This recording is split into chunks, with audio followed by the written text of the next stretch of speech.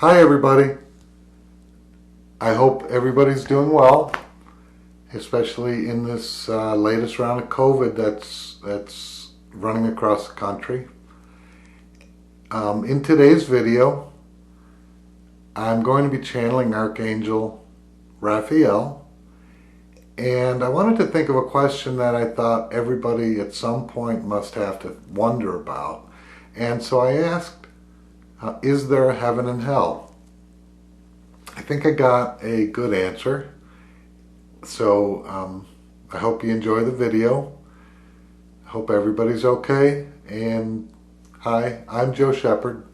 This is Fractal Realms.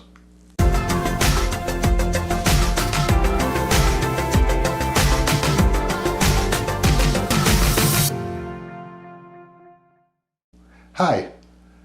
Today I'm going to try asking a question of spirit, but I thought I'd mention up till very recently, I often don't have a question that I ask of spirit. I ask them to tell me what they think I need to know. But since I'm learning to do this in front of the camera, and it's a little bit more difficult because I don't normally have to relate what's going on in my head to somebody else. So in this situation, I thought, well, it might be easier if I came prepared with a question for purposes of learning to do this.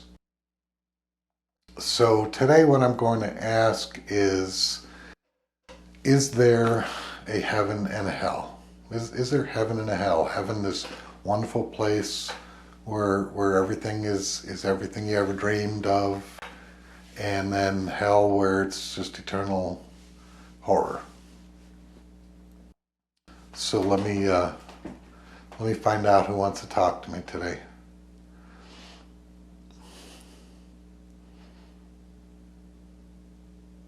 It's funny, I usually have to ask someone to talk to me, but I'm not having any problem. They're all coming forward for this question. So I guess I'll talk to Raphael about this.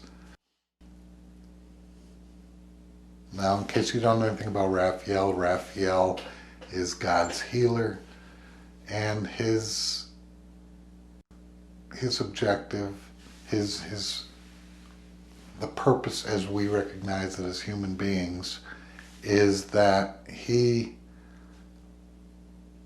tries to make things right. He tries to take the things that are messed up and screwed up and try to make them right. But I thought he'd certainly give us a good answer to that. So Raphael, is there a heaven or hell?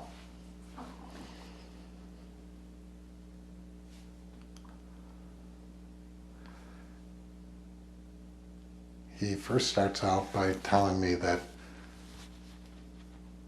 I'm asking questions that we ought to know the answers to. And that inside we do know the answers. We don't want to face the answers.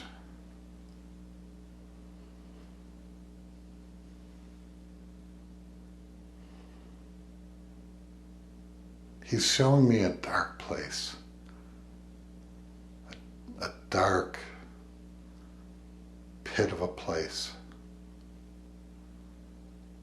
There's lava and there are screams, and now I'm opening up in a much larger chamber, like I was in some sort of like a cave, like tunnel, and now I'm looking out over just a horrible scene with people crying and in pain and in agony and burning, and he asked me, is this hell? And I guess I don't know the answer to that.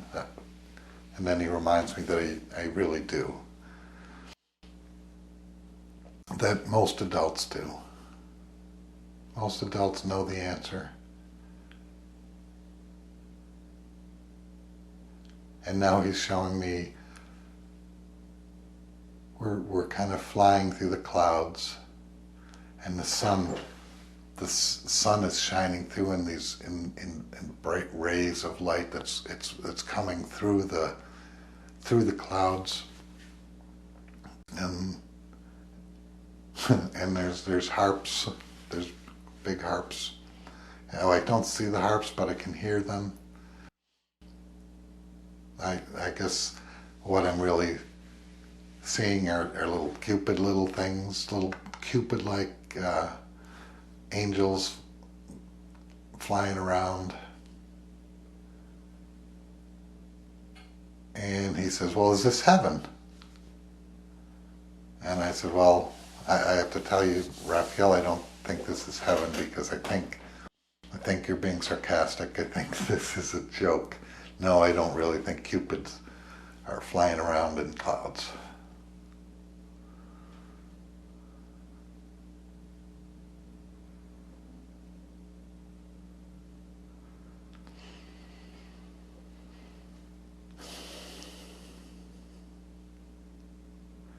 There is a heaven and hell.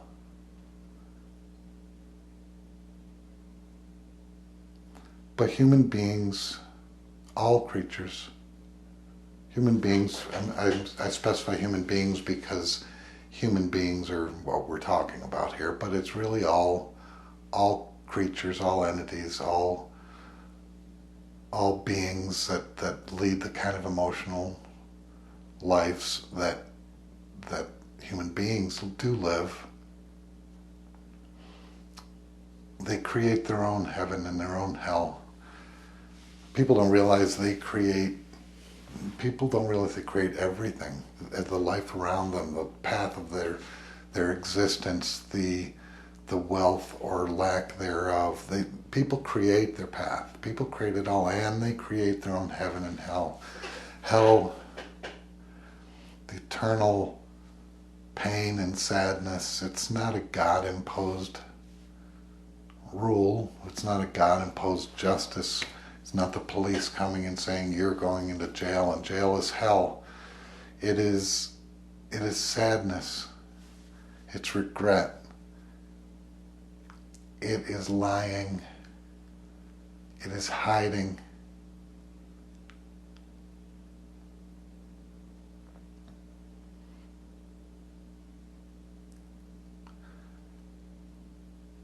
So I asked him, what is heaven? What is heaven?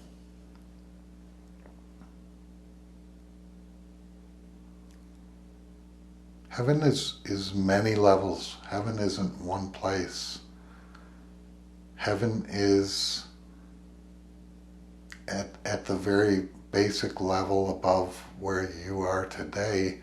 Heaven is happiness. Heaven is being with the people you love and the ones you love, and it's learning to love all and being exposed to all and understanding that we're all one, and we're all one entity and one community, one spirit.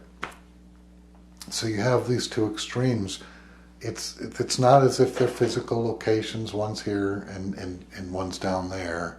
Those are just mental representations, so that it's created over time so people can visualize what it means. But really what it is becoming, hell for instance, is becoming so obsessed, so consumed with sadness, with anger, with regret, with vindictiveness, with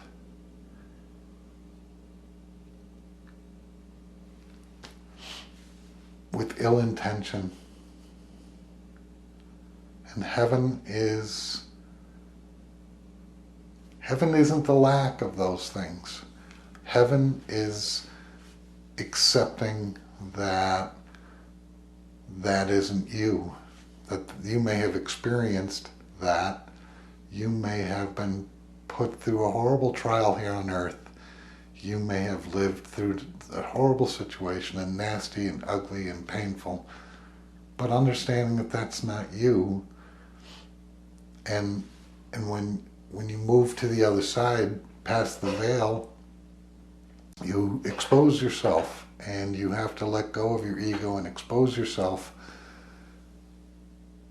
to understand that everyone else has gone through just as much as you have, and everyone else has hurt just as much as you have, and everyone else has fought for something, and they've lost and they've won, but in the end, they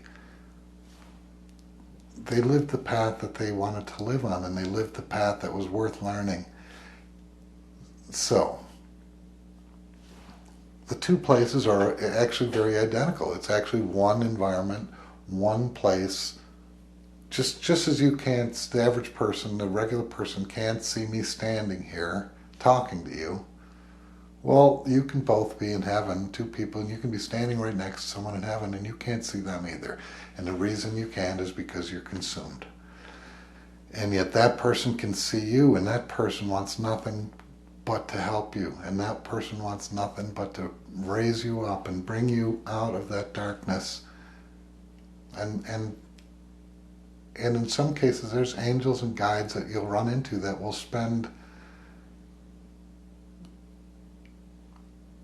countless amount of times. It's difficult for me to relate the time period to something you'd understand, but if I were to use vernacular that was common, I would say years or decades trying to help this person find their way out.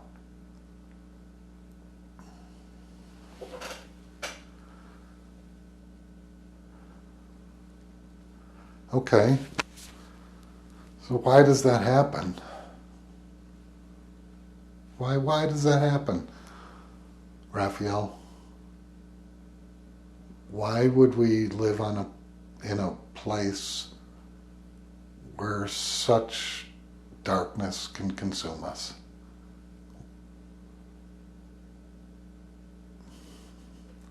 He's saying I'm confusing my questions. That sometimes it's best to just get one idea at one time. Okay, well, what's the simple answer?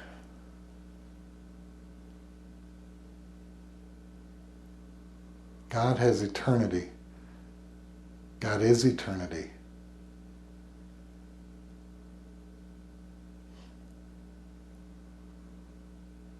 God doesn't know all things because that is the nature of who He is. God knows all things because He is all things. And in order to be all things, in order to understand all things, in order to understand anything, it's necessary to experience darkness. It's necessary to experience happiness. It's necessary to feel the joy of a newborn baby coming into your life, or that romance, or seeing somebody eye to eye and knowing this is the right person for you. And at the same time, how can God understand, if that's all that God understands is that love and that feeling and that beauty, well, how can He understand a murderer? How can He understand a murderer that brings chaos and horror into someone's life? Unless He allows that to exist. In order to understand right and wrong, there has to be right and wrong. In order to understand light and dark, you have to have light and dark. And light may be preferable, and light may be where we need to be, but light can't exist without darkness. And so souls come here, spirits come here, knowing that their future in this planet may not be so bright. But they also know that the objective is to understand, to learn, to love, and in order to do that, you have to understand the obstacles and understand how to triumph over the obstacles and what the obstacles are. He's asking me if that answers my question. Yeah, I think that answers my question great. I'm going to really be upset if I didn't turn the microphone on. I'm Joe Shepard, and I really appreciate you spending some time with me today. Thanks.